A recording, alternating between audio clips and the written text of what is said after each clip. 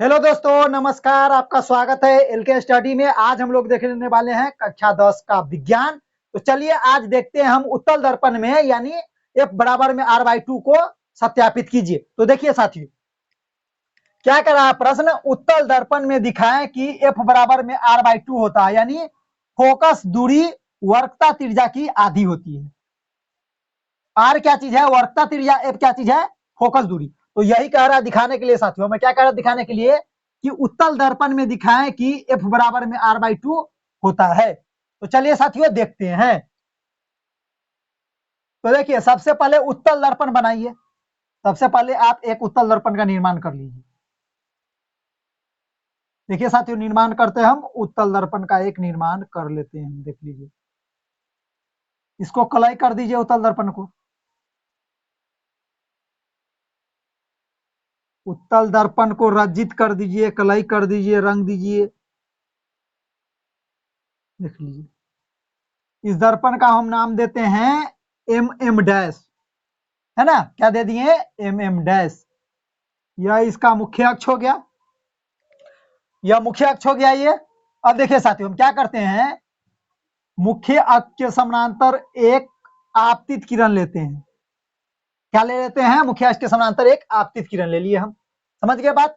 अब देखिए, यहां से यह यहां टकराएगा, दर्पण से परावर्तन के बाद क्या होगा, यहां आएगा और टकराएगा और परावर्तन के फलस्वरूप सीधा निकल जाएगा। ऐसे देख लीजिए, ऐसे निकल गया। इसको आप डॉट डॉट लाइन बढ़ा दीजिए ऐसे।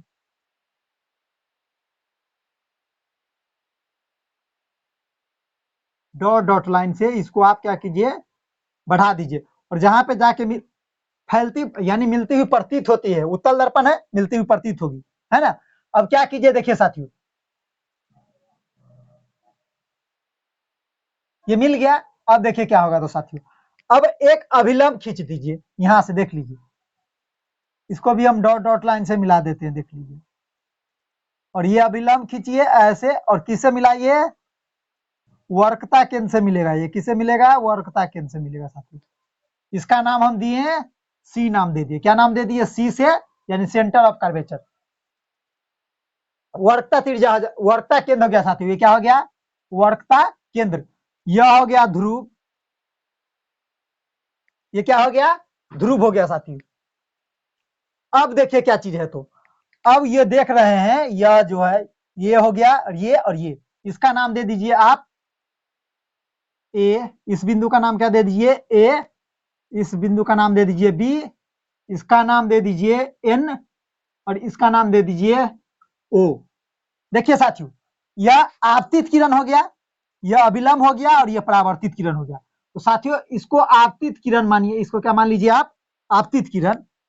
आपतित किरण इसको मान लिए, इसको हम कोण 1 मान लेते हैं। यह हो गया परावर्तित किरण, इसको कोण 2 मान लेते हैं। यह वाला देखिए साथियों, यह कोण है, इसको कोण 3 मान लीजिए, और यह वाला कोण को आप कोण 4 मान लीजिए। कोण 1, कोण 2, कोण 3, कोण 4, 4 तक मान लीजिएगा, हमारा काम हो जाएगा। अब देखिए साथियों क्या करेंगे, तो अब जो जो किए हैं इस फिगर में वही लिखना है। तो देखिए हम क्या लिखते हैं, माना माना MM डैश एक उत्तल दर्पण है साथियों। क्या चीज है? उत्तल दर्पण है साथियों। क्या है? उत्तल दर्पण है। पी दर्पण का ध्रुव है। पी दर्पण का क्या है साथियों? ध्रुव है, यानी पोल है ये वाला। सी यानी वर्कता केंद्र। सी दर्पण का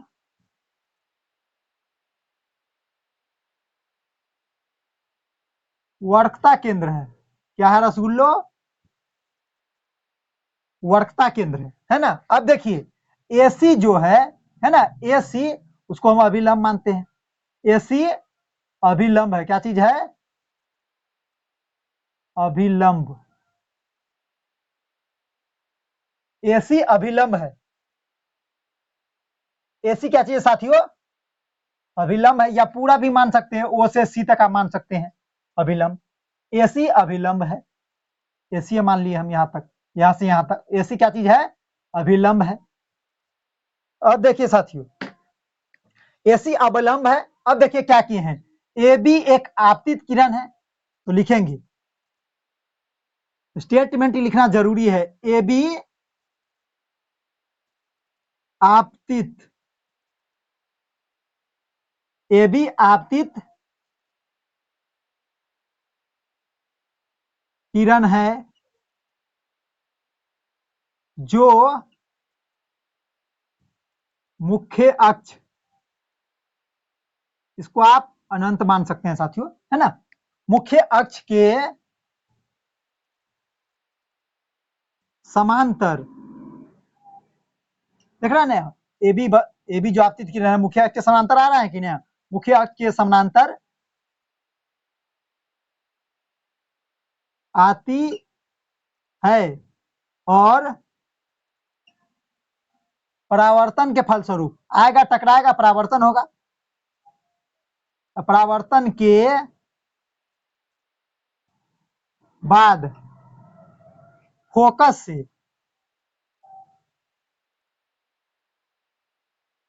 से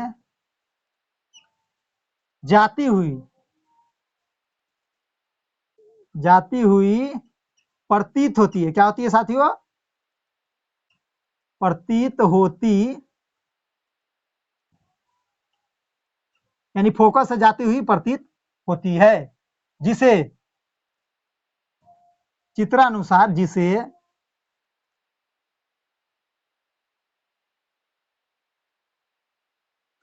जिसे चित्रानुसार समझा जा सकता है, समझा जा सकता है। लाडलो क्या लिखे, देखिए जो चीज फिगर में बनाया हुआ वही चीज लिखे हैं। देखिए MM- एक उत्तल दर्पण है, तो MM- एक उत्तल दर्पण है। P यानी P दर्पण का ध्रुव है, तो दर्पण का ध्रुव है। C दर्पण का वर्तता केंद्र है, C क्या चीज है? दर्पण का वर्तता केंद्र है। AC यानी AC क्या चीज है? अभिलंब है, तो अभिलंब है। AB आपतित किरण है जो मुख्य अक्ष के समांतर जा रही है। AB एक वस्तु आपतित किरण है जो मुख्य अक्ष के समांतर आती है और परावर्तन यहाँ टकराएगा तो परावर्तन होगा।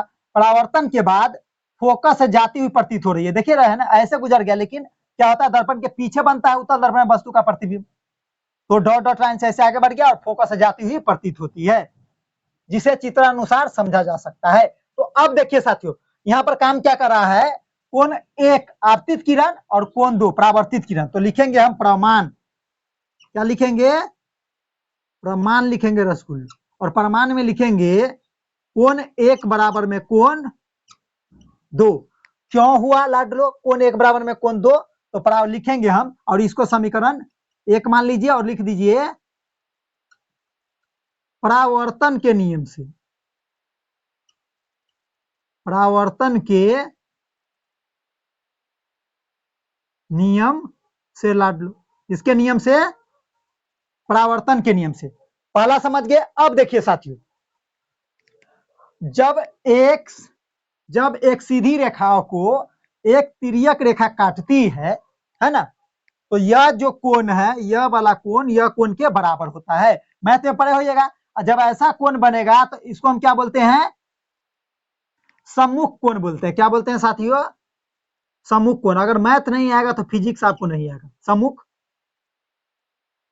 कोण है, सम्मुख कोण है, तो लिखेंगे हम, तो कौन सम्मुख कोण है? तो देखिए साथियों कौन कौन है, तो कोण दो जो है कोण तीन के ये होगा, कोण दो जो है कोण तीन के बराबर होगा, यानी यह कोण दो हो गया और ये कोण तीन हो गया। यानी ऊपर वाला लाइन देखिए, एन और सी वाला जो देख रहे हैं, एन और यह जो है सी वाला ऐसे आ रहा है, ऊपर वाला देखना है, ये वाला ना देखना है, कोण एक नहीं देखना है। तो देखिए साथियों, तो हम लिखेंगे कोण दो बराबर में कोण तीन। क्यों ये दोनों बराबर हुआ साथियों? तो अभी बताएं आपको, क्योंकि यह, इसको आप समीकरण दो मान लीजिए और लिखिए सम्मुख कोण है। क्या चीज है? सम्मुख कोण है। क्या है लाडलो? सम्मुख कोण है। अब देखिए समीकरण एक और समीकरण दो को हम तुलना करेंगे, तो हम लिखेंगे समीकरण एक और समीकरण दो से, तो देखिए क्या लिखते हैं हम, समीकरण 1 व 2 से, अब देखिए साथियों, जब तुलना कीजिएगा आप तो कोण 2 के बराबर हो जाएगा, ये खत्म आपस में, और कोण 1 कोण 3 के बराबर हो जाएगा। तो हम क्या लिखेंगे, कोण 1 बराबर में कोण 3। अब इसको आप समीकरण कितना मान लीजिए साथियों, 3 मान लीजिए। अब देखिए क्या होगा साथियों, इसको हम मिटाते हैं, ये समझ गई होगा। अब देखिए, जब दो समानांतर रेखाओं को जब एक तिर्यक रेखा काटती है तो उसमें जो कोण बनता है ना साथियों, ऐसा कोण बनेगा। देखिए इसको अगर हम आगे बढ़ा दें डॉट डॉट करके, तो ये वाला नीचे वाला आप देखिए, कोण 1 और कोण 4 देखिए साथियों, कोण 1 और कोण 4 देखना है। तो ये कोण 1 हो गया और ये कोण 4 हो गया, ये दोनों आपस में क्या हो जाएंगे, ये दोनों होता है, इसको हम बोलते हैं संगत कोण। बराबर नहीं है, इसको क्या बोलेंगे, जब दो समानांतर रेखाओं को एक तिर्यक रेखा काटती है तो उसके बीच बनता जो कोण है उसको हम संगत कोण बोलते हैं। मैथ आता होगा थोड़ा ना थोड़ा। तो देखिए, तो यहाँ पर लिखते हैं हम कोण 1 बराबर में क्या चीज साथियों, कोण 1 बराबर में कोण 4, और इसको आप समीकरण कितना मानिएगा, समीकरण 4 मान लीजिएगा। तो कोण 1 बराबर में कोण 4 हो गया। अभी दोनों की तुलना कर लीजिए साथियों, दोनों की क्या कीजिएगा, तुलना कीजिए। तो हम लिखेंगे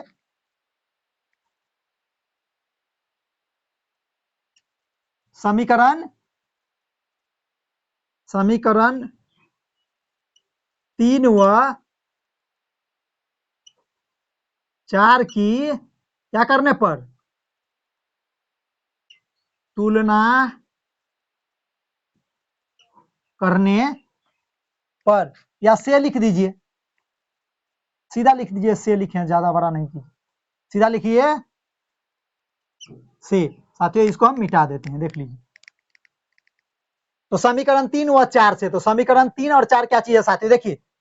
तो समीकरण 3 है कोण 1 बराबर में कोण 3, और समीकरण 4 में कोण 1 बराबर में कोण 4।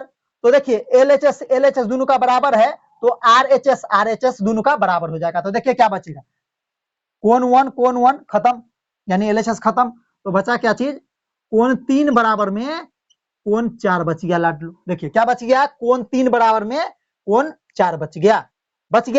तो देखिए अब यहां पर क्या लिखना है, अब देखिए कोण 3 और कोण 4 कहां पे है, तो कोण 3 और कोण 4 है। अब बताइए साथियों, जब किसी त्रिभुज के दो कोण बराबर हो तो उसके आमने सामने के भुजा क्या होते हैं, बराबर होते हैं। तो इसीलिए लिखेंगे हम, तो यहां पर लिखते हैं हम इसीलिए, क्या लिखेंगे, इसीलिए। देखिए कोण 3 के सामने कौन सा है, यानी CF है ना, कोण 3 जो है उसके सामने कौन सा भुजा है, यानी CF। या CF बोलिए या FC बोलिए, तो CF, और कोण 4 के सामने कौन है, तो AF है। क्या है, तो AF है। और इसको आप समीकरण 5 मान लीजिए। क्या मान लीजिएगा, समीकरण 5 मान लीजिए। अब देखिए क्या लिखेंगे साथियों, यहां देखिए, यहां ध्यान दीजिएगा साथियों, है ना। तो देखिए अब ये लिख दिए CF बराबर में AF, हम लिखेंगे चूंकि दर्पण का द्वारक, चूंकि दर्पण का द्वारक अत्यंत सूक्ष्म है, यानी बहुत छोटा है साथियों दर्पण का द्वारक। क्या चीज है, दर्पण का द्वारक जो देख रहे हैं, आपको बड़ा दिखाने के लिए ना मैं ऐसे बड़ा कर दिया, लेकिन बहुत छोटा है ये, क्योंकि दर्पण का द्वारक अत्यंत सूक्ष्म है ना। इसीलिए बिंदु, देखिए क्या लिखते हैं, इसीलिए बिंदु ए जो है, देख रहे हैं ना, बिंदु ए बिंदु ए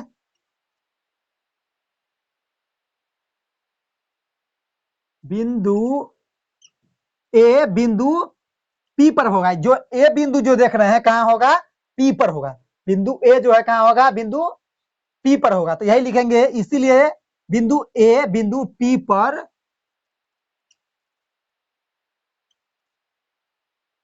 होगा। क्या होगा,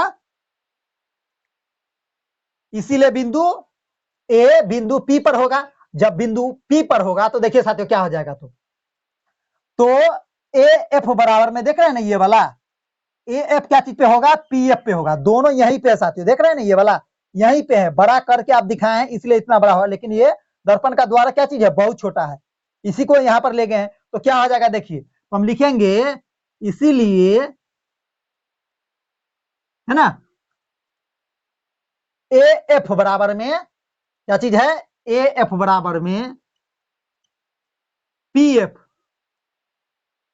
क्या लिखेंगे साथियों, एफ बराबर में पी एफ, साफ साफ लिख देते हैं साथियों इसको, पी एफ, और इसको आप समीकरण 6 मान लीजिए। देखिए कैसे आ गया, इसीलिए ए बराबर में पी एफ, फिर से समझा देंगे एक बार साथियों, चलिए इसको पहले सॉल्व करते हैं। तो देखिए अब तुलना कीजिए समीकरण 5 और समीकरण 6 से। तो देखिए हम लिखेंगे समीकरण 5 व सॉरी 6 है ना, 6 से। तो देखिए समीकरण 5 यहाँ पे है और समीकरण 6 यहाँ पे है। तो देखिए ए एफ इसमें भी है, 6 में भी है, और ए एफ 5 में भी है। तो क्या हो जाएगा, एफ से एफ खत्म हो जाएगा, तो क्या बचेगा, देखिए एफ खत्म हो गया और इसमें एफ खत्म हो गया, तो यहां बच गया सी एफ, यानी समीकरण 5 में बच गया सी एफ और समीकरण 6 में बच गया पी एफ। अब देखिए साथियों इसको आप क्या लिख सकते हैं, ध्यान दीजिएगा साथियों, सी एफ बराबर में पी एफ।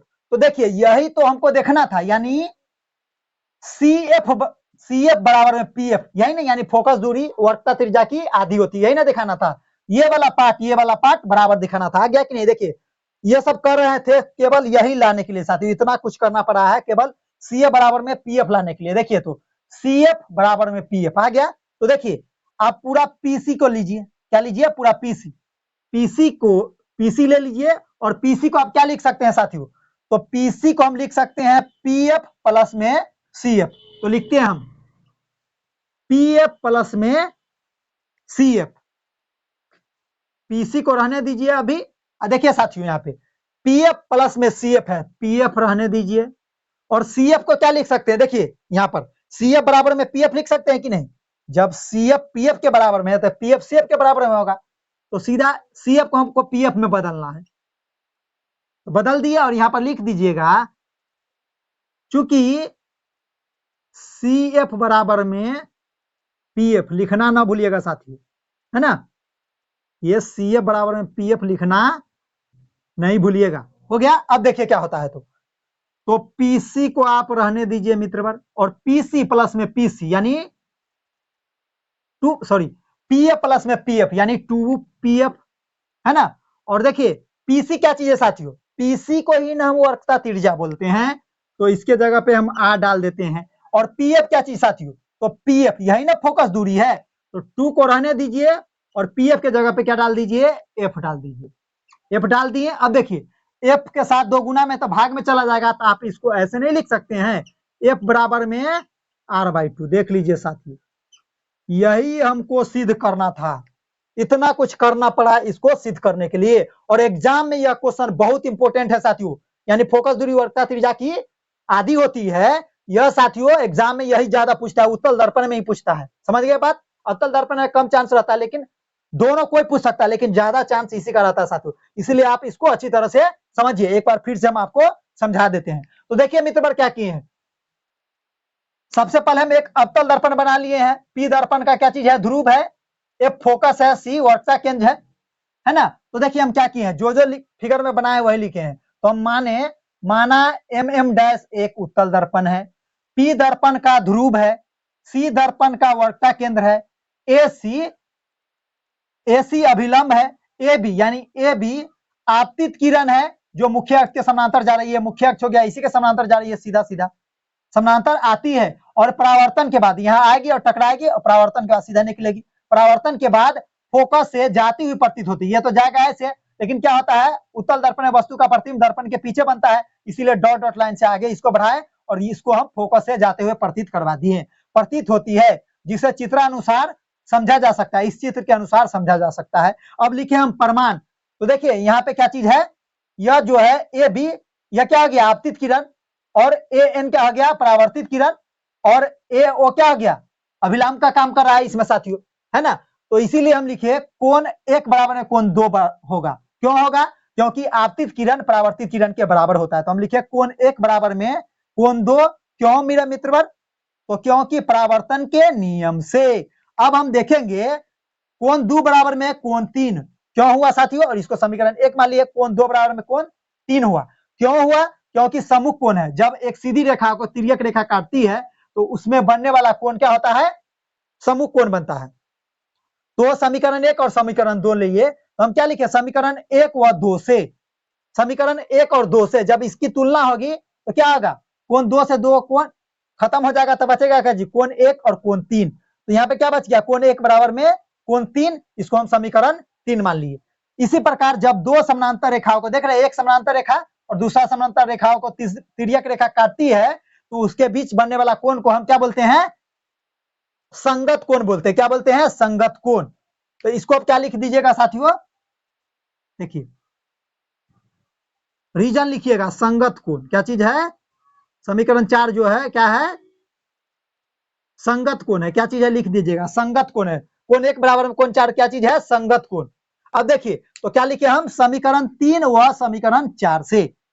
तो समीकरण 3 और 4 से जब तुलना करिएगा तो कोण 1 के बराबर, यानी लेफ्ट हैंड साइड इसका बराबर है, तो सिंपल बात है इसका राइट हैंड साइड बराबर होगा। तो क्या लिखे हम, कोण 3 बराबर में कोण 4, है ना। जब कोण 3 कोण 4 के बराबर हुआ तो देखिए कोण 3 कोण 4 के बराबर हो गया, तो त्रिभुज का, जब किसी त्रिभुज का दो कोण बराबर हो तो उसके आमने सामने का भुजाएं क्या होती है, आपस में बराबर हो जाती है, बराबर होती है। तो देखिए क्या लिखे हम, तो कोण 3 के सामने क्या चीज है, CF भुजा है, तो CF लिख दिए।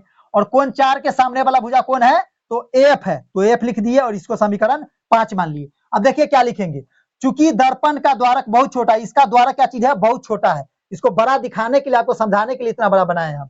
चूंकि दर्पण का द्वारक अत्यंत सूक्ष्म है, यानी बहुत छोटा है, इसीलिए बिंदु जो ए है, बिंदु कहां होगा, पी पे होगा। बिंदु ए जो है कहां होगा, बिंदु पी पर होगा। जब बिंदु पी पर होगा तो एफ जो होगा वो किसके बराबर होगा, पीएफ के बराबर हो जाएगा। तो हम लिखे हैं इसीलिए एफ बराबर में पीएफ।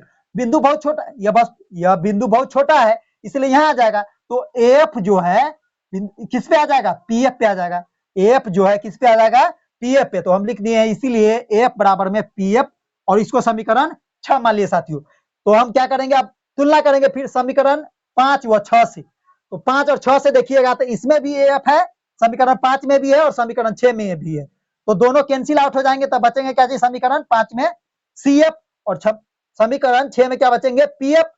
अब देखिए तो ये दोनों आ गया, तो सीएफ बराबर में पीएफ। यही तो हमको दिखाना था कि पीएफ प्लस में देखिए सीएफ यानी दुगुनी दूरी होती है, यानी वक्रता त्रिज्या फोकस दूरी की दुगुनी दूरी होती है, या फोकस दूरी वक्रता त्रिज्या की आधी होती है। लेकिन अब उत्तल दर्पण में दिखाना था, इसीलिए हम लिखे हैं, देखिए तो सीएफ और पीएफ, यानी पीसी को आप क्या लिख सकते हैं, अपने मन से लिए, हम पूरा दूरी ये ले लिए पीसी, तो पीसी को आप क्या लिख सकते हैं, पीएफ प्लस में सीएफ लिख सकते हैं। हाँ गुरुजी लिख सकते हैं, तो वही लिखे हैं, पीसी बराबर में पीएफ प्लस में सीएफ। अब पीसी को रहने दिए और पीएफ प्लस में सीएफ है, पहली से क्या है, पीएफ प्लस में सीएफ है यहाँ पे, तो हम यहाँ पर चेंज कर दिए, पीएफ रहने दिए प्लस में सीएफ के जगह क्या डाल सकते हैं, सीएफ बराबर में पीएफ, तो पीएफ बराबर में सीएफ। तो सीएफ के जगह पे हमको पीएफ डालना है, क्योंकि समान एक जैसा बनाना है। एक पीएफ है, एक पीएफ और बना दिए, इसीलिए हम लिखे हैं सीएफ बराबर में पीएफ। तो पीसी बराबर में एगो पीएफ 2 पीएफ हो गया। तो पीसी क्या चीज है साथियों, वक्रता त्रिज्या है, और वक्रता त्रिज्या को हम कैपिटल आर से डिनोटेट करते हैं, तो कैपिटल आर लिख दिए, और 2एफ। पीएफ क्या चीज है साथियों, तो फोकस दूरी है, तो लिख दिए, और एफ के साथ 2 गुना में है तो भाग में चला आएगा, एफ को रहने देंगे और इसके साथ यहाँ पे आर के साथ आके 2 बट्टे में लटक जाएगा, और यही हमको सिद्ध करना था साथियों। यह क्वेश्चन को जितना आप प्रैक्टिस कीजिएगा उतना अच्छा से समझ आएगा, और एग्जाम में 5 नंबर का पूछता है साथियों, इसीलिए बहुत महत्वपूर्ण है। तो साथियों अब हम मिलेंगे आपसे अगले क्लास में, जब तक के लिए धन्यवाद।